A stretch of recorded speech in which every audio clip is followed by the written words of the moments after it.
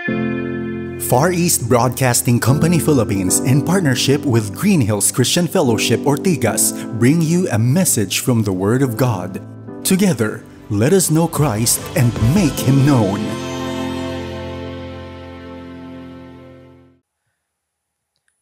Isang mapagpalang hapon po sa ating lahat. It is a joy to again come together to worship the Lord in spirit and in truth. Manatili po tayong nakatayo and at sabay-sabay po tayong manalangin. Let's commit this time to the Lord as we sing songs to worship Him, as we are led by the music team this afternoon. Tayo po ay manalangin. Panginoon, nagpapasalamat kami na magkakasama kami dito sa Auditorium A. We are thankful, Lord, that we can still come and gather even with the scares of the weather. We thank you, Lord, for allowing us to be comfortable together and allowing us to just worship you together. We offer this time to you, Lord. We offer the situation of the metro and the country. We know, Lord, that while we are comfortable in the building, we are also very much concerned sa mga kinatatakutan at inaabangan at pinaghahandaang mga problema dahil po sa klase ng weather that we have. So, Father, would you assure us that you are still God? Would you assure us, Lord, that you are here with us? And would you assure us that you continue to lord over this nation, to lord over our lives, and over this church? Tanggapin niyo po ang aming pag-awit bilang pagsamba sa inyo sa hapong ito. Sa ngalan ni Jesus. Amen. Tayo po ay tumayo at sabay-sabay nating babasahin ang Acts chapter 17 verses 24 to 25. There are several Bibles in the hall. If you are in need of a printed Bible, I will be reading from the same Bible and you can turn with me there to page 1116. Sa hapong ito, tinutuloy natin ang ating sermon series on the incommunicable attributes of God. Acts 17 verses 24 to 25. Let's begin. The God who made the world and everything in it, being Lord of heaven and earth, does not live in temples made by man, nor is He served by human hands as though He needed anything, since He Himself gives to all mankind life and breath and everything. Purihin ang Panginoon at ang Kanyang banal na salita. Tayo po'y makakaupo.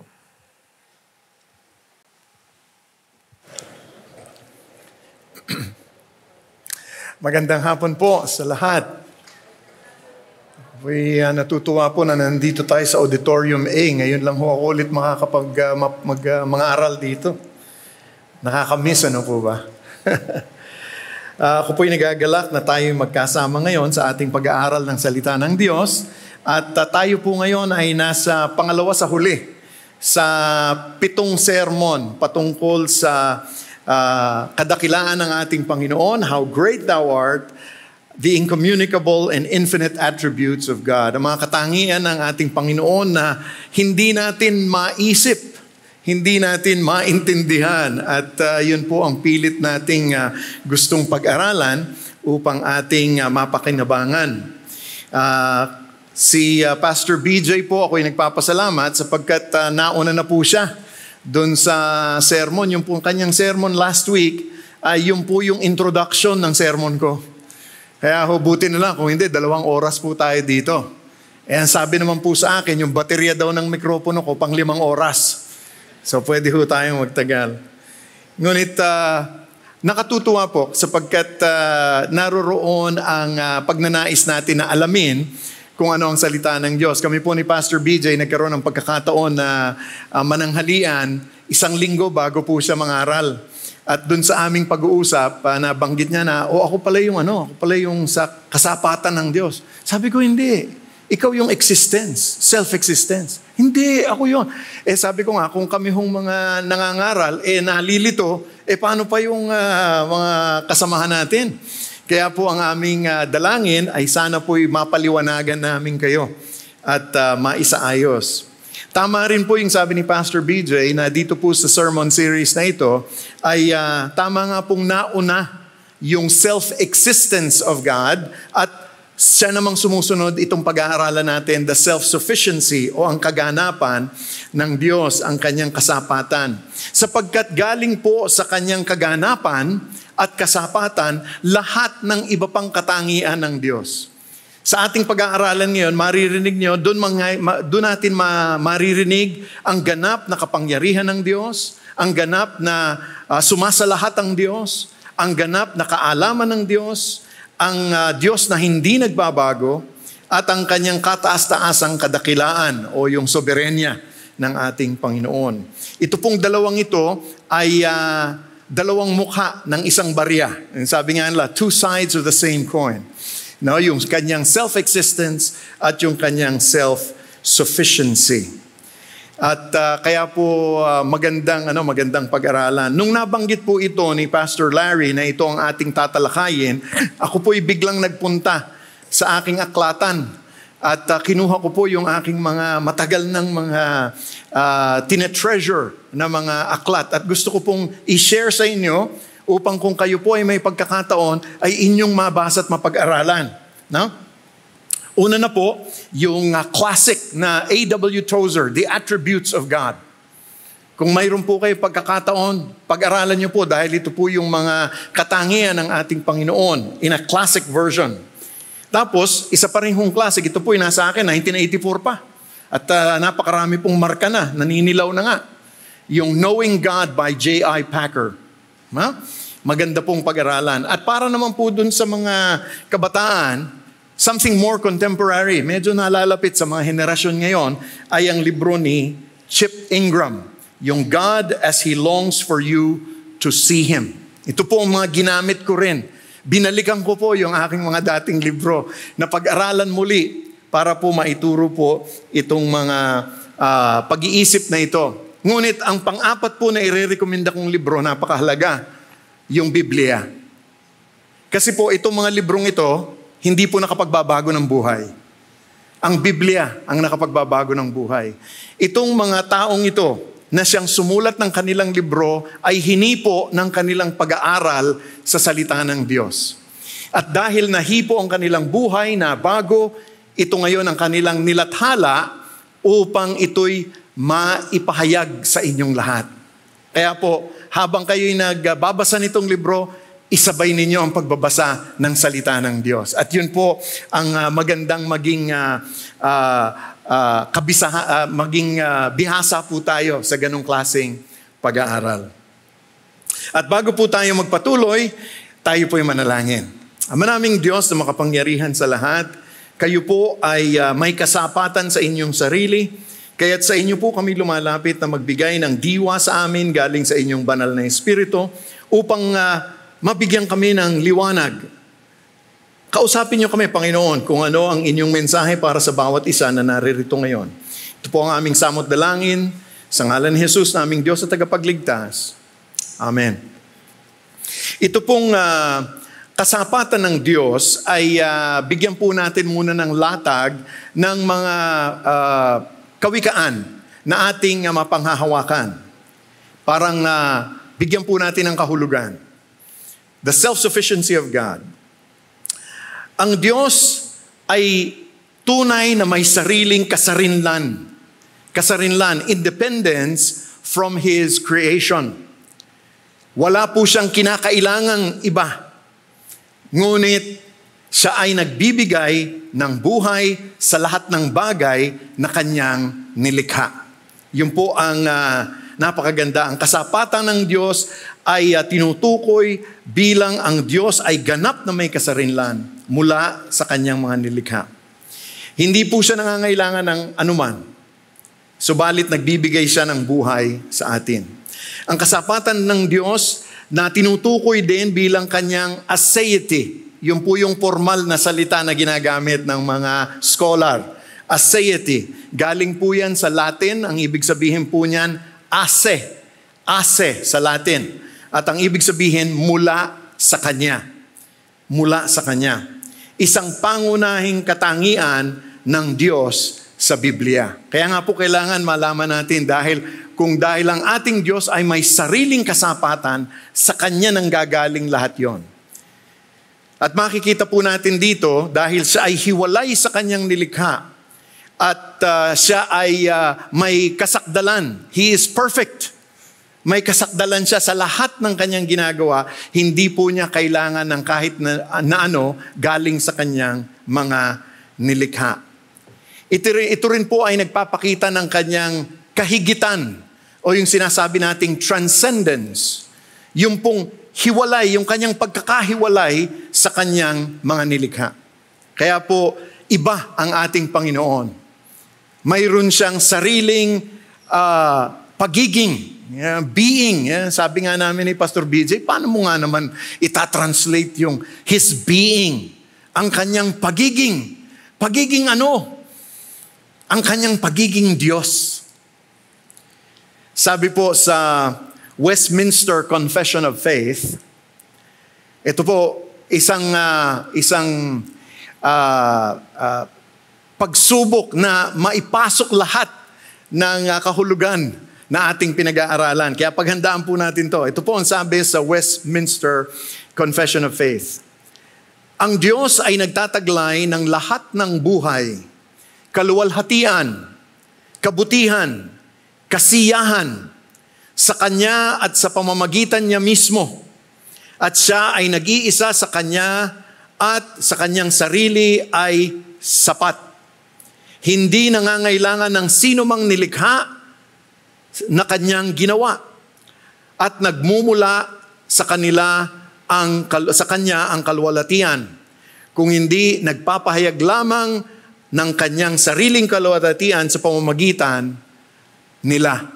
Ang sinasabi po doon, ang Diyos ay may sariling yung Kanyang kaluwalhatian at ito po ay pinapakita lang po sa atin at pinadarama sa atin. At mamaya, dadaanan po natin yan sa ating pag-aaral. Kung mayroon po akong gustong maiuwi ninyo para inyong mabitbit, ito po. Ang katotohanan ng kasapatan ng Diyos ay dapat magdulot sa atin ng kababaang loob, magbigay ng kaginhawaan, at maghila sa atin sa mas malalim na pagsamba sa Diyos na nag-aanyaya sa atin na maging bahagi ng Kanyang walang hanggang pag-ibig at kaluwalhatian. Yun po ang napakaganda sa ating Diyos na buhay. Siya lamang po, wala pong ibang relihiyon ang nagtuturo nito. Wala pong ibang Diyos ang siyang nagsasabing, ako ay isang dakilang Diyos, ngunit ipaparamdam ko ang aking kabutihan, ang aking biyaya sa aking mga nilikha. Ang ating Diyos na buhay lamang. Kaya nga po simulan natin sa ano ba ang sabi ng banal na kasulatan, mga saligan sa kasulatan ng kasapatan ng Diyos. Alam niyo po, sa Biblia napakarami pong mga bersikulo na nagsasabi patungkol sa kasapatan ng Diyos sa Kanyang sarili. Ngunit tinignan ko lang po ang 4 para siyang maibahagi sa inyo. Kaya nga po, kung handa na kayo, buksan niyo po ang inyong mga Biblia dahil po 4 po ang ating tutunghayan at pag-aaralan sa hapong ito. Unang-una na yung ating pong binasa sa mga gawa sa Acts 17:24-25. Dito po makikita natin ang kasarinlan ng Diyos mula sa mga nilalang. God's independence from creation. Ito pong tagpo na ito ay galing kay Pablo. Si Pablo po ay nakikipag-usap sa mga pilosopo na Griego sa Areopagus. At doon po sa Areopagus, doon po sila nagtatagisan ng talino. Doon po sila nag-uusap. At ito pong mga Griegong pilosopong ito, ay sila rin po ay mga naniniwala sa maraming Diyos. Polytheist ang mga ito. At ipinagmamalaki po nila ang kanilang mga religious practices.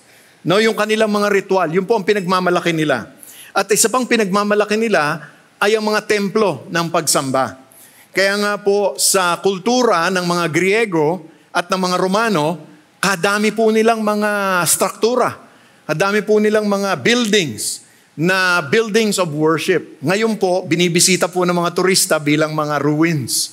Di po ba? Pero karamihan po doon ay mga temples. No? Yan po ang kanilang pag-iisip. Ang ginagawa naman po ngayon ni Pablo ay ipinakikilala niya ang tunay na Diyos. Ang tunay na pagkatao ng Diyos, na maintindihan nila na ito ay hindi katulad ng kanilang Diyos na kinikilala, ng mga Diyos na kanilang sinasamba. Iba ang Diyos ng banal na kasulatan. Yun ang linalatag ni Pablo sa mga pilosopong ito. Kaya nga po ang sinasabi natin, ang Diyos ay hindi nangangailangan. Hindi po siya dumidepende sa mga kanyang nilikha at hindi po siya nagdedepende sa mga templo na ating tinatayo. Maging napakaganda po ng ating simbahan. Inaanyayahan po kayo ng ating simbahan na nadidito upang magkaroon tayo ng fellowship, na magkaroon tayo ng pagkakaunawaan, ng pagtuturo. Ngunit hindi po sinasabi na naririto lang ang Diyos. Ang ating Diyos ay labas sa mga haliging ito. Matatagpuan natin ang Diyos kahit saan tayo naroroon. Hindi siya napapaloob dito. Kaya nga po sabi niya ganoon, the God who made the world and everything in it. Ang Diyos na siyang lumikha ng mga daigdig at lahat ng naroroon. Ang ating Panginoon ang siyang gumawa ng buong sansinukob. The universe, the cosmos. At sa kanyang paglikha nito, ito'y nagpapakita ng kanyang kataas-taasang kapangyarihan, ang kanyang sovereignty, ang kanyang kataas-taasang pamamahala, His sovereign authority sa kanyang nilikha. Siya po ang namamahala sa lahat ng ito. Ito po'y hindi tulad ng kulturang Griego. Kasi po sa kulturang Griego, sila pa nga po ang gumagawa ng kanilang mga Diyos-Diyosan. Di po ba? Linililok po nila. They carve their statues. Di po ba? Linililok nila. Ngunit ang Diyos nating makapangyarihan, alam natin sa Biblia, siya po ay naglikha ex nihilo, sabi sa Latin. Ex nihilo, ang ibig sabihin, mula sa wala. Naglikha ang Panginoon mula sa wala. Ngunit dahil alam natin na siya ay may sariling kakayanan, pwede nating sabihin siya ay naglikha ex se, mula sa kanyang sarili, o ase, mula sa kanya. Kaya nga po, lahat ng labas sa Panginoon, sa ating Panginoong Diyos, ay wala. Everything outside of God is nothing. Sapagkat lahat ay pumapaloob sa ating Panginoong Diyos. Sabi niya, being the Lord of heaven and earth, ang Panginoon ng langit at lupa, hindi lamang siya ang naglikha ng sansinukob. Ito po naman, ang sinasabi ni Pablo rito, ay ang ating Panginoon ang siyang Diyos ng kalangitan, lahat ng nasa langit, at lahat din ng nasa lupa. Bakit? Ito po ay sumasalamin naman doon sa pagkakaintindi ng mga Griego, sapagkat ang kanilang mga Diyos ay mayroong mga teritoryo. May mga teritoryo po yung Diyos nila. Di po ba? Alam naman natin, meron po silang Diyos ng pag-ibig, Diyos ng agrikultura, Diyos ng gera, di po ba? Diyos ng panganganak. Nandoon po. Tapos mayroon din silang Diyos ng Athens, Diyos ng Nice. Meron silang kanya-kanyang teritoryo. Ang sinasabi po ni Pablo, ang Diyos ng Biblia, ang Diyos na buhay, lahat yon sakop niya. Yun po yung Diyos na ating sinasamba. Sakop po niya lahat yon. Walang teritoryo sa Diyos. Siya po ang lahat ng lumikha at siya rin ang namamahala dito. Pinapakita po dito ang kapangyarihan ng Diyos at ang kanyang pagkahari. Kaya ang ganda ho nung kanta natin sa Tagalog, ang galing na sa Tagalog, no? Manlilikhari. Oh, ang ganda. Sapagkat yan po ang tunay na larawan ng ating Diyos. Manlilikhari. Isang hari na siyang manlilikha. At ibig sabihin po nito, hindi po kaya nating balutin ng Diyos sa mga institusyon natin. Hindi po nalilimitahan ng Diyos dito lamang po sa ating simbahan o sa mga institusyon ng tao. Tinuloy po ni Pablo, sabi niya, He does not live in temples made by man. Hindi daw naninirahan ang ating Diyos sa mga templong ginawa ng tao. Totoo po yun. Bakit? Sapagkat yun nga po, sa kanilang kultura bilang mga Griego, lahat po ng kanilang Diyos ay lalagyan nila ng bahay. Hindi po kailangan ng Diyos natin ng bahay. Labas po siya sa kahit na anong pisikal na struktura na ating tinatayo. Ganun po ang sinabi ni King Solomon. Sabi po ni Haring Solomon sa unang hari, kabanatang 8, talatang 27. 1 Kings 8:27. Sabi niya ganun, pero makakapanahan po ba talaga kayo, O Diyos, dito sa mundo? Ni hindi nga po kayo kasya sa kahit sa langit, sa pinakamataas na langit, dito pa kaya sa templo na itinayo ko? Napakaganda po ng templo na tinayo ni Solomon para sa Israel. Napakaganda. Ngunit gaano man kalaki at gaano karangya, hindi po kasi ang Panginoon doon. Hindi po niya kailangan yun. Dahil ang ating Diyos, sabi nga natin, ay sumasa-lahat ng dako. He is omnipresent. Hindi ko kailangan ng isang lugar. Sumasa-lahat ng dako ang ating Diyos. Kaya nga po, di ba, sabi nga po ni Pastor BJ, nung nakaraan, sabi niya, Alpha and Omega. Abay, paano nga naman yun? Alpha na, Omega pa? Sapagkat sumasa-lahat. So kung ganon, hindi niya kailangan itong lugar na ito sapagkat siya'y naririto, siya'y nandoon sa labas, siya ngayon ay nandoon sa alapaap, sinasabayan niya ang pepito. Tinitignan niya kung ano mga nangyayari. Sapagkat siya ang namamahala ng lahat. Tinuloy pa ni Pablo, sabi niya, nor is he served by human hands as though he needed anything. Hindi natin siya kailangan pagsilbihan dahil walang kinakailangan ng ating Panginoon. Siya ay sapat sa kanyang sarili. Kaya nga po, nakatutuwang isipin na ang ating mga ritual, lahat ng ating ginagawa, lahat ng ating mga sakripisyo, hindi po kailangan ng Diyos para siya ay masustinahan.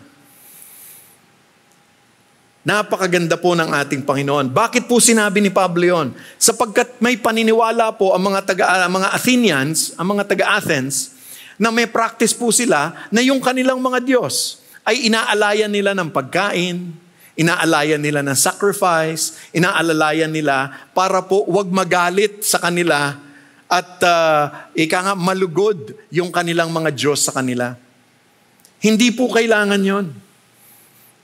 Ngunit ganun po ang pag-iisip at ito ang ipinakikilala ni Pablo sa kanila. Ito po ang nagpapakilala sa atin na tunay ngang may kasarinlan ang Diyos. He is independent. Nandoon po siya, ibang-iba sa pinapakita ng mga Diyos ng Griego na kailangan pang pagsilbihan at bigyan ng mga offering. Kaya nga po, nakakaganda itong mga panghuling talata na sinabi ni Pablo, since He Himself gives to all mankind life and breath and everything. Lahat daw ng buhay at ating hininga ay nanggagaling sa ating Panginoon. Nagtapos po ang pagsasalita ni Pablo sa mga Griegong pilosopo na sabihin na ang Diyos natin, ang Diyos na buhay, ang siyang tunay na pinanggagalingan ng buhay at kanyang itinataguyod ang buhay na ito. Napakahalaga po. Lahat tayong nabubuhay sa lupa. Maging ang mga insekto, maging ang mga hayop, lahat po yan ay kailangan ng hininga ng ating Diyos. At siya ang namamahala sa lahat ng ito. Ito po yung nagpapakilala sa atin ng providence ng Panginoon. Providensya ng ating Panginoon na siya ang nagbibigay at nagdudulot ng ating lahat na pangangailangan. Maaari po tayong lumapit sa Kanya. At ang nakatutuwa niyan, hindi lamang po siya manlilikha. Siya rin ay tagapagtaguyod. Sabi po ni B.B. Warfield, He is not only the creator of the universe, He is also its preserver. Tagapag-ingat. Isipin niyo po yon. Tagapag-ingat. Ang Diyos natin na siyang lumikha sa atin ay siya ring tagapag-ingat natin. Kaya't alam natin na marami po tayo, siguro po kayo po may mga kamag-anak, kaibigan, at maging kayo po siguro mismo. Alam po nating ilang bagyo na ang dumadaan. Pagkatapos po ni Pepito, may 2 pa, humihirit. Pero alam niyo po, naririyan ang ating Panginoon. Siya ang magtataguyod ng lahat. At mamaya po makikita natin, nandoon ang karunungan ng Diyos sa lahat ng ito. Kaya nga po si Pablo sa kanyang pangangaral sa Areopagus, ay pinakilala po niya na ang ating Diyos ay manlilikha. Pwede nating sabihin siya ay manlilikhari at walang kailangan ang kanyang nilikha, wala siyang kailangan sa kanyang nilikha. Siya ay may kasarinlan.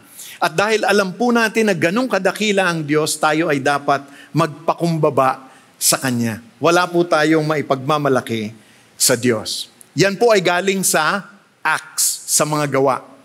Tignan naman po natin, ano naman ang sinasabi ng banal na kasulatan patungkol sa pag-aari ng Diyos ng buong nilikha. Ito po ay makikita natin sa awit 50, 10 hanggang 12. Psalm 50, 10-12. Sapagkat bawat hayop sa gubat ay akin, ang hayop sa libong mga burol. Nakikilala ko ang lahat ng mga ibon sa mga bundok. Pakinggan niyo po yun, nakikilala ko ang lahat ng mga ibon sa bundok, ang lahat ng mga gumagala sa parang ay akin. Kung ako'y gutom, para naman pong nagugutom ang Diyos, ano ha? Pero kung ako'y gutom, sa iyo ay hindi ko sasabihin sapagkat ang sanlibutan at lahat ng naririto ay akin. Ito pong awit 50 ay galing kay Asaph. Isa po itong awit na nagpapakilala ng pagiging dakilang hukom ng ating Panginoon. He is the supreme judge ng mga tao. At dito po, inaayos po, tinutuwid po ni Asaph sa kanyang kanta, sa kanyang awit 50, ang maling pag-iisip patungkol sa pagsamba. The wrong understanding of worship. Lalong-lalo na po yung mga ritual at mga sakripisyo na kanilang ginagawa. Hindi po dahil pinababayaan nila yung kanilang sakripisyo, kung hindi, mali ang kanilang puso sa kanilang pagbibigay ng sakripisyo. Pinagsasabihan sila ng Panginoon na hindi ko kailangan ang sakripisyo ninyo para mabuo ako o maging ganap ako. Sabi nga po sa unang Samuel, kabanatang 15, talatang 22, Behold, to obey is better than sacrifice, and to listen than the fats of ram. Ang gusto ko'y kayo'y sumunod, hindi ko kailangan ng inyong sakripisyo. Ang gusto ko'y kayo'y makinig sa akin, hindi ko kailangan ng taba ng mga asno or ng mga rams. Hindi niya kailangan. Ganun din po ang sabi sa Proverbs 21:3. To do righteousness and justice is more acceptable to the Lord than sacrifice. Maging matuwid, magbigay ng katarungan, yan ang mas katanggap-tanggap sa akin kesa ang inyong mga sakripisyo. Kaya nga po sinasabi niya dito, lahat ng mga bagay ay nasa akin. Sabi niya, the cattle on 1,000 hills. Ito pong cattle on 1,000 hills ay isang phrase, isa pong kasabihan na nagpapakita noong panahon na yon na ang kayamanan ay nandoon sa kanilang mga kinakalakal na livestock. Nandun po sa kanilang mga baka. Yan, mga baka, mga karnihan nila, yung kanilang mga goats. Nandun po livestock. Diyan po nagpapakita ng kayamanan. Kaya nga po ang tawag natin ngayon, stock exchange. Di ba? Kaya ngayon, anong tinatago natin para sa kayamanan? Shares of stocks. Doon po nanggaling yun. Nanggaling po noon sa pagbili at pagkuha ng mga livestock. Doon po nanggaling yun. At makikita po natin, ano ang tawag natin? Stock market. No? Stock market. Dahil pagka pumunta ho kayo doon, again, sa panahon ng mga Griego, ang tawag po, may Diyos po sila noon. Yung God of exchange, si Mercurius. Kaya ho, meron tayong merkado. Doon po nang gagaling lahat. Kaya alam natin na ang sinasabi dito ng mga awit na si Asaph, ang sinasabi niya rito, itong mga kayamanang ito, nasa Panginoon lahat yan.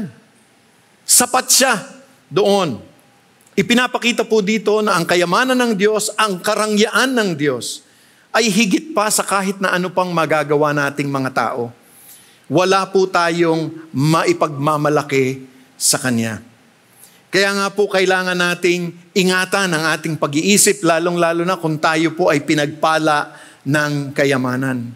Kung tayo po ay pinagpala ng kayamanan, wala po tayong maipagmamalaki sa Panginoon. Bagkus ang dapat nating gawin, ingatan ang mga kayamanang ito, gamitin para sa ating pakinabang at gamitin para sa pakinabang ng ibang tao. Yan po, kaya po tayo pinagpala ng kayamanan. Kaya nga po sa darating na mga unos na ito, Pepito at kung ano pa, kung kayo po ay may kakayanan, tumulong po tayo. Kasama po yun. Dahil ang Diyos ay sapat, siya ay may kasapatan sa kanyang sarili, huwag po kayong mag-aalala, siya ay magbibigay sa atin ng ating pangangailangan.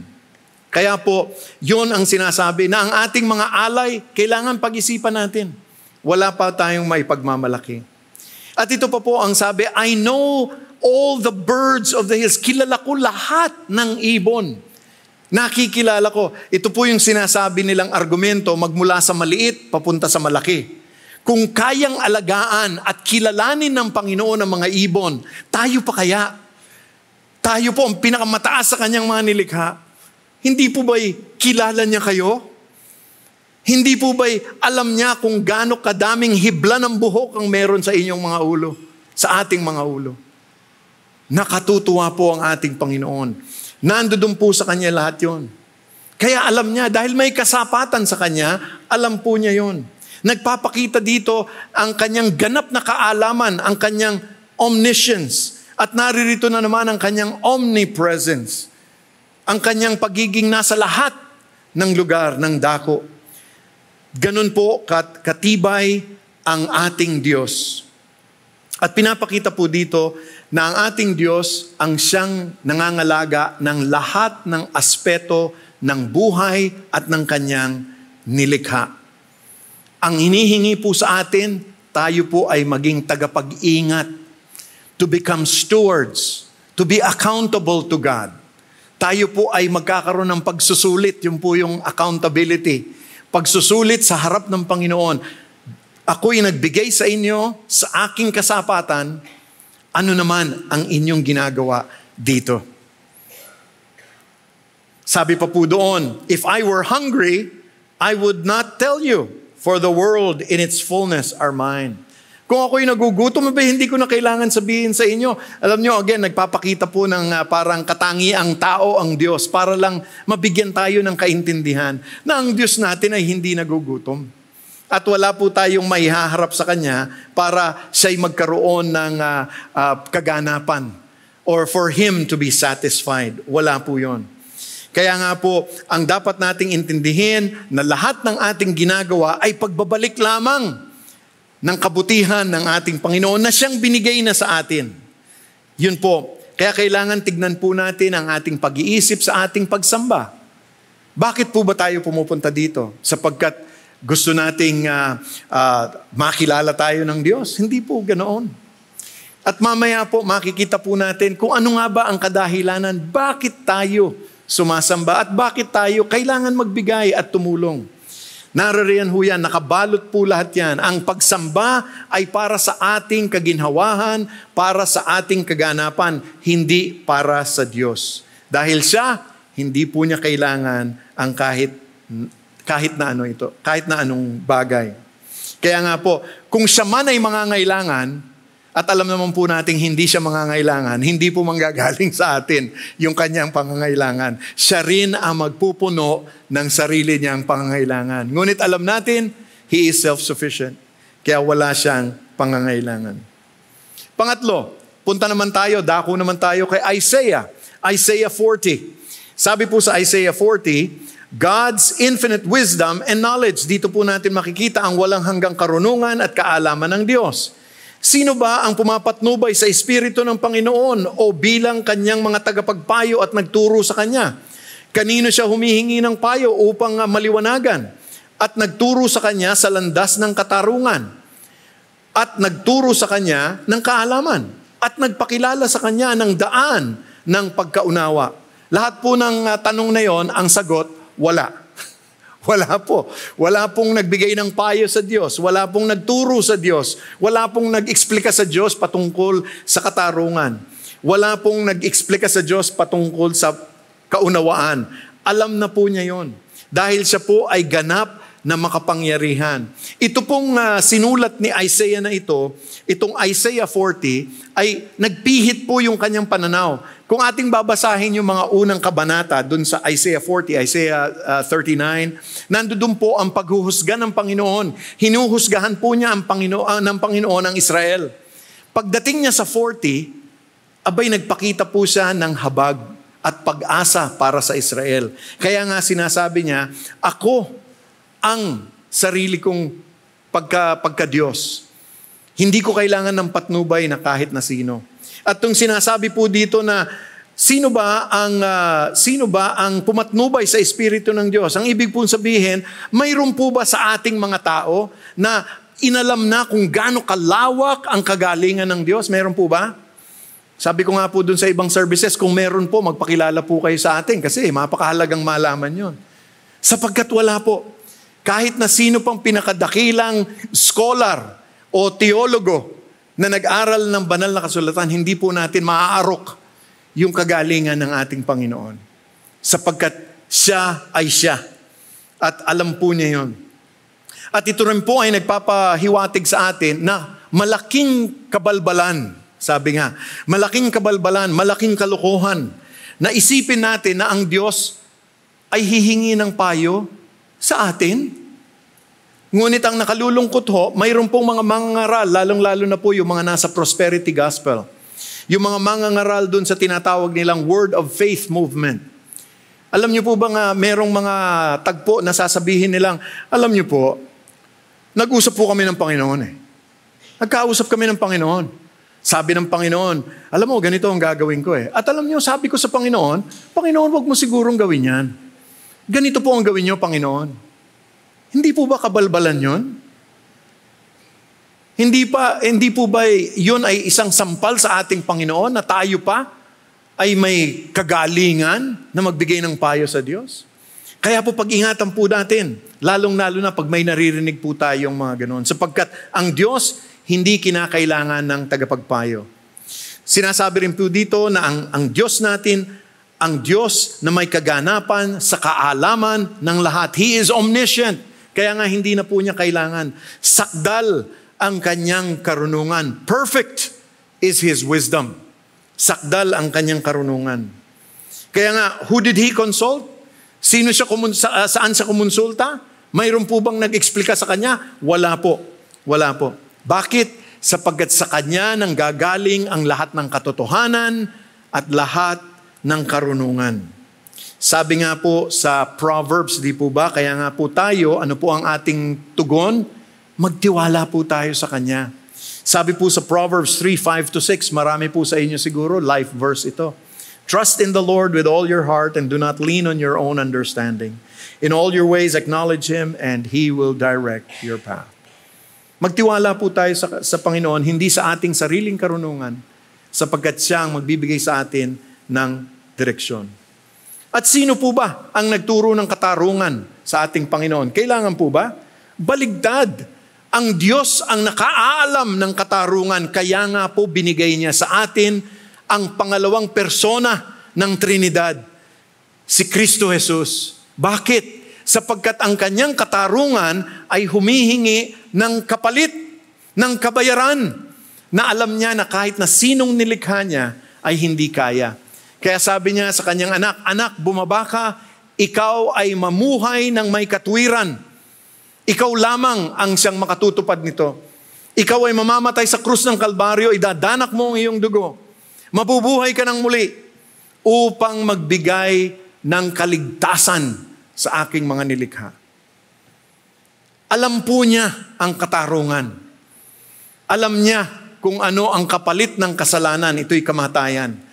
Ngunit hindi po niya pinahintulutan. Binigyan niya tayo ng pagkakataon dahil sa kanyang anak na si Kristo Jesus. Pwede tayong lumapit kay Kristo.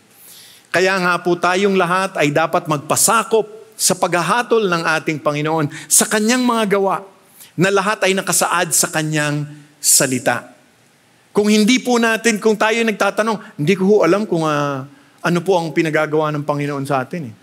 Basahin po natin ang salita ng Diyos. Pag-aralan natin. At hindi lamang po ito pag-aaral ng spiritual. Kasi kadalasan po pag sinabing, let's study the Word of God, ay ang iniisip lang natin para malaman natin ang mga bagay na spiritual. Hindi po. Ang gusto po nating mangyari ay lahat ng desisyon natin, lahat ng kilos natin ay napapaloob sa salita ng Diyos. Kung kayo'y doktor, paano ko po ba kayo magpakadoktor? Kayo po ba ay nagpapakadoktor dahil gusto ninyong bigyan ng patotoo si Kristo sa inyong buhay? Kung kayo ay isang inhinyero, tama po ba ang inyong ginagawa? Kung kayo ay isang kawani sa pamahalaan, kayo po ba ay gumagawa ayon sa salita ng Diyos? Yun po ang dapat nating maging tugon sa karunungan ng ating Panginoon at sa kanyang kadakilaan. Panghuli dito sa ating pinag-aaralan.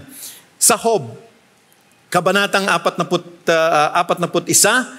talatang 11. Sabi po doon, wala po tayong, ang Diyos ay walang utang kanino man.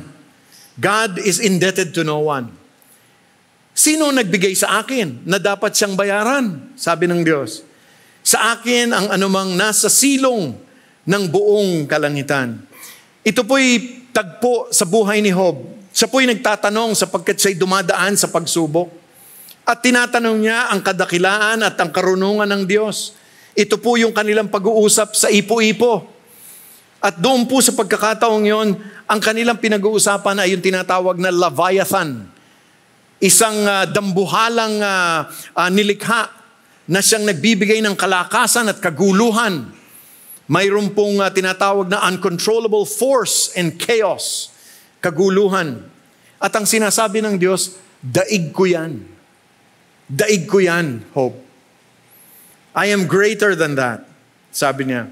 Kaya nga, wala pong ibang nakapagbigay sa Panginoon na tayo'y mayroong kailangan pang humingi ng sukli sa Diyos. Na tayo'y may pagkakautang ang Diyos sa atin. Wala. Wala po tayong kayang ibigay sapagkat sapat ang Diyos sa kanyang sarili. Kaya nga po kailangan nating magpakumbaba. At ilagay po natin, sabi nga lumugar ka. Sabi nga sa Pilipino, di po ba? Kapatid, lumugar tayo. Alam natin kung saan tayo pumipwesto sapagkat ang Diyos lamang ang siyang may kakayanan. Bakit? Sapagkat lahat ng nasa silong ng langit, hindi pa nga ho sinabi ng Panginoon yung nasa langit Yung silong pa lang, sabi niya, akin yan. Sabi niya kay Job. Kaya po, siya ang may dakilang pamamahala sa lahat po ng bagay sa sansinukob. He is the supreme authority and the fact that He controls the entire universe. Napakahalaga po sa atin yan. Alam niyo po, itong mga katagang ito ay sinabi rin po ni Pablo. Ayon dito sa Job 41. Sabi po sa Romans 11:35-36. Sapagkat sino ang nakakaalam sa pag-iisip ng Diyos, ng Panginoon, o sino kaya ang nagiging tagapagpayo? Sino ang nagbigay sa Diyos ng anuman upang siya'y bayaran ng Diyos? Sapagkat mula sa Kanya at sa pamamagitan niya at para sa Kanya ang lahat ng bagay. Yun po ang sabi ni Pablo. Lahat ay nagmumula sa ating Diyos. Ngayon, paano po natin to pagtatagni-tagniin? Paano po natin pagdudugtong-dugtungin? Pinag-usapan natin ang kasarinlan ng Diyos, ang Kanyang pagmamayari ng nilalang, ang walang hanggang karunungan ng Diyos, ang walang utang ang Diyos kahit kanino. Simple lang po. Kung siya ay may kasarinlan, independence, at siya ang nagmamayari ng lahat ng bagay, at walang hanggan ang kanyang talino at karunungan, at wala siyang pinagkakautangan, sa gayon, sa kanya nagmumula ang lahat at may-ari ng lahat at ginawa niya ang lahat ng bagay at anumang bagay maaari niyang gawin nakikita man o hindi. Ibig sabihin, siya ay may kasapatan. Siya ay sapat. He has self-sufficiency.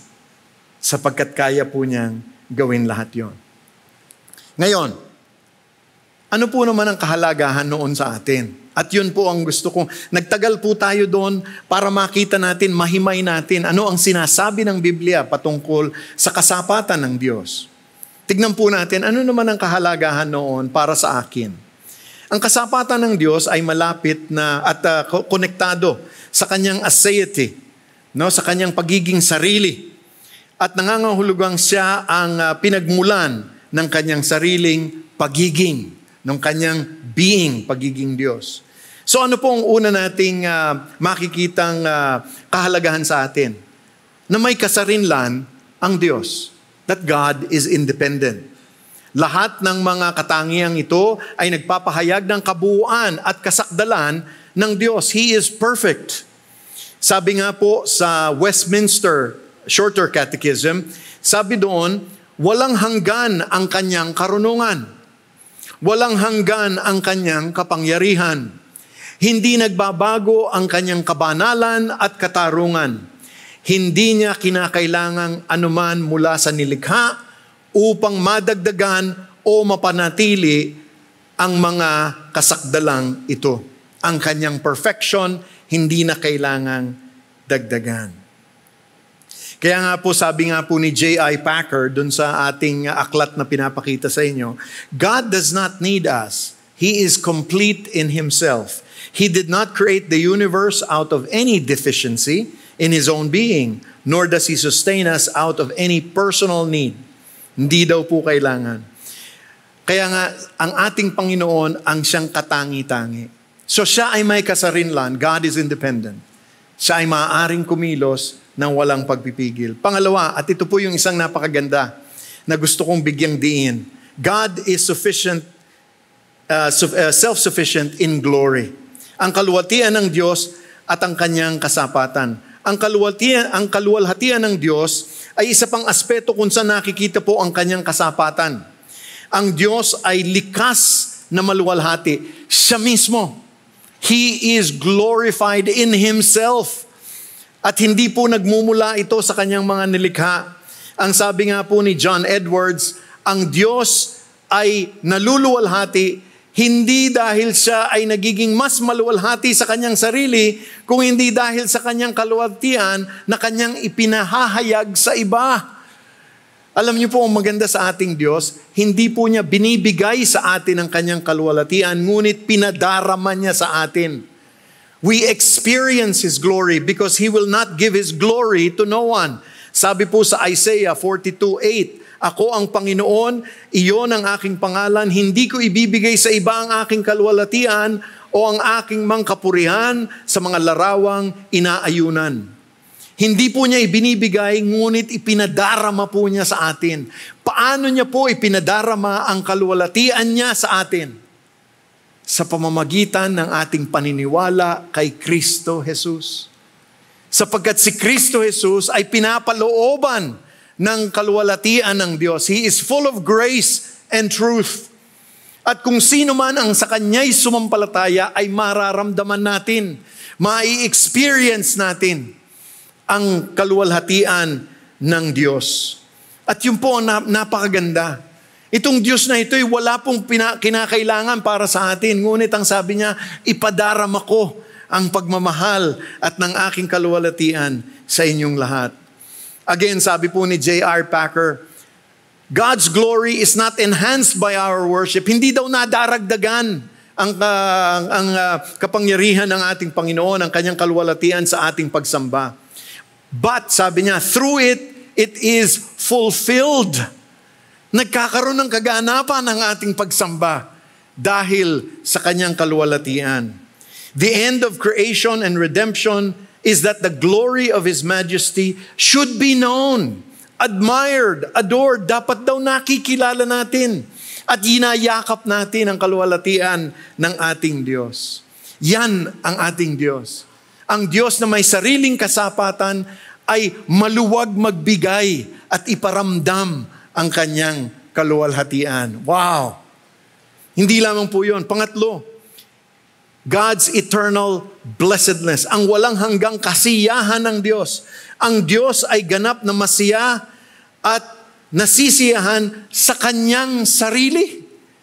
Hindi po niya kailangan ng mga blessing natin, pero hinihikayat niya tayo na tayo'y magpuri sa kanya. Sabi ni Louis Berkhoff, the self-sufficiency of God means that He possesses an inexhaustible, hindi daw nauubos na pagpapala ng buhay sa Kanya. At dito nang gagaling ang pagpapala na ating nadarama. Yan po ang ating Diyos. Ang Kanyang kasapatan, siya mismo ang pinagmumulan ng lahat ng buhay ng kasiyahan at kagalakan. At sabi naman po ni Chip Ingram, dito sa kanyang libro, sabi ni Chip Ingram, God doesn't need us to accomplish His purpose or plans. He chose to involve us for our own good and for the joy of being part of His ministry. Alam niyo po ba yon? Alam niyo po, ang God the Father, God the Son, God the Holy Spirit, buo po sila sa kanilang sarili. Sila'y masaya sa kanilang sarili. Ngunit alam niyo po, ang sabi nila, kailangan kasama yung mga nilikha natin. Sabi ko nga join the party, sabi nung Triune God natin. Kaya sinabi niya, anak, bumaba ka. Bumaba ka, iligtas mo ang aking mga nilalang. Bakit? Para magkaroon sila ng relasyon sa akin, sa atin. Para kasama sila sa mga pagpapala na aking ibinibigay. God is self-sufficient. And in His blessedness, nasa Kanya po lahat yun. Kaya nga po, ano ngayon ang magiging practical na pahiwatig para sa atin? Ano naman po magiging tugon natin? Paano tayo sasagot dito? Unang-una po, kababaan ng loob sa harap ng Diyos. Kababaan ng loob. Ngayong alam natin na wala po tayong maipagmamalaki sa ating Panginoon at tayo ay wala. We are nothing. Magpakumbaba po tayo at tayo bumalik sa Diyos. Sabi nga po sa Juan, Kabanatang 15, Talatang 5, ako ang puno ng ubas, kayo ang mga sanga. Ang nananatili sa akin at ako ay sa Kanya, siya ay magbubunga ng marami. Sapagkat kung wala ako, wala kayong magagawa. Ano ang sabi ko kanina? Everything outside of God is nothing. Kung wala tayo at hindi tayo nakapaloob sa Panginoon, wala po tayong kahihinatnan. Kababaan ng loob. Pangalawa, ano ang ating magiging tugon? Kaginhawahan sa kasapatan at sa hindi nagbabagong Diyos. Ang kanyang mga layunin at pangako ay hindi natitinag. Kung sinabi po ni Jesus na siya'y babalik, asahan ninyo, siya ay babalik. At ako po'y handang-handa na bumalik ang Panginoon. I am so ready na bumalik ang ating Panginoon. Kung dadaan ang pepito, dumaan ang pepito. Pero alam po natin na napakahalaga na ating pagtiwalaan ang ating Panginoong Diyos. Pangatlo, pagsamba. Ang pagsamba po ay magiging tugon ng pagkamangha natin at pasasalamat natin sa ating Panginoong Diyos. Yan po ang ating magiging tugon, ang pagsamba sa Kanya. At pang-apat, ang ating pagtitiwala sa panalangin. Ang pagkilala sa kasapatan ng Diyos ang siyang humuhubog sa ating buhay panalangin. Hindi tayo lumalapit sa Diyos dahil kailangan niya ang ating mga kahilingan, kung hindi dahil kailangan natin ang Kanyang tulong. Sa ating pong pagtatapos, ang ating pong dapat pakatandaan, ang katotohanan po ng kasapatan ng Diyos ay dapat magpakumbaba sa atin, magbigay sa atin ng kaginhawahan, at ilapit tayo sa mas malalim na pagsamba sa Kanya upang ating maramdaman ang pagmamahal at ang kaluwalhatian ng Diyos. Sabi nga po sa Romans 11:36, for from Him and through him, and to him are all things. To him be the glory forever. Amen. Tayo po'y manalangin. Ama naming Diyos na makapangyarihan sa lahat, ibaba niyo po ang aming mga pag-iisip. Ipakumbaba mo, Panginoon, ang aming damdamin sa katotohanan na ikaw ay siyang dakila, na ikaw ay maluwalhati. Panginoon, salamat sapagkat ikaw ang manlilikhari ng lahat ng bagay. Ngunit wala kang hinihingi sa iyong mga nilikha. Ikaw, Panginoon, ay may ganap na katalinuhan, ganap na karunungan, ganap na kapangyarihan. At ikaw, Panginoon, ang siyang nagtataguyod ng lahat ng bagay sa pamamagitan ng iyong salita. Salamat, Panginoon, na maaari kaming lumapit sa iyo at doon uminog ang aming buhay, ang aming hininga, at sa iyo manggagaling ang mga pagpapala. Panginoon, maraming salamat sa iyong pagbigay sa amin. Bagaman ikaw ay may kasapatan sa iyong sarili, Panginoon, ibinigay mo sa amin ang isang imbitasyon na makaniig ka at makaniig ang Ama, ang Anak at ang Espiritu Santo sa pamamagitan ng buhay ni Kristo Jesus. Salamat, O Diyos, sapagkat ang iyong pagmamahal ay hindi nanggaling sa isang pangangailangan, ngunit ito, Panginoon, ay nanggaling sa iyong biyaya. Maraming salamat, Panginoon. Mangyari na magbago ang aming pag-iisip sa aming pagsamba sa iyo. At ngayon, hinihiling ko ang kapulungan na tumayo sa ating pagtatapos. Sa ating paglabas sa lugar na ito, ang dalangin namin, Panginoon, na ang iyong banal na Espiritu ay sumaamin. Na kami ay maging liwanag ng iyong kasapatan sa ibang tao. Na kami ang siyang magiging patotoo, Panginoon, sa lahat ng iyong ginagawa para sa amin. Mangyari, Panginoon, na bigyan mo kami ng kapayapaan, maging sa mga pagsubok na aming pinagdadaanan.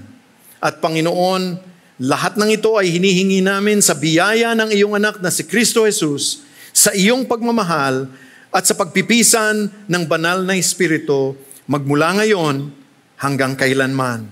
Amen at amen. Magandang hapon po sa inyong lahat. You've just heard a message from the Word with Green Hills Christian Fellowship Ortigas in partnership with Far East Broadcasting Company Philippines. We hope you can join us next week. God bless you.